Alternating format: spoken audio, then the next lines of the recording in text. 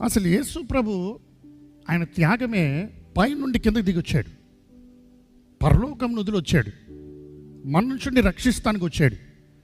ఆయన యెరూషలేములోకి ప్రవేశిస్తున్నప్పుడు ఏదో ఒక పొలిటికల్ పార్టీ, ఒక రాజకీయవేత్తగా రాలేదు, కానీ సమాధానకర్తగా వచ్చాడు.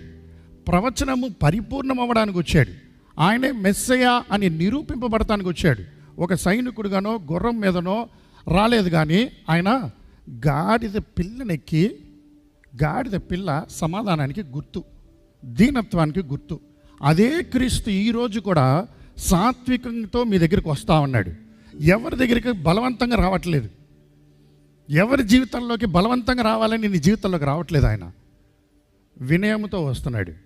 ఈరోజు నీ పరిస్థితిని చూస్తున్నాడు, నీ స్థితిగతులను చూస్తున్నాడు. నువ్వు ఈరోజు ఓడిపోతున్న స్థితిని చూస్తూనే ఉన్నాడు ఆయన. మన జీవితంలో కూడా క్రీస్తు ఈ రాజు దీనుడుగా వస్తున్నాడు. ఉగ్రతతో రావట్లా, ఒక సైనికుడిగా రావట్లా, నిన్ను నాశనం చేయడానికి రావట్లా. సమాధానానికి వస్తున్నాడు, సమాధానకర్త, సమాధానం ఇవ్వడానికి వస్తున్నాడు.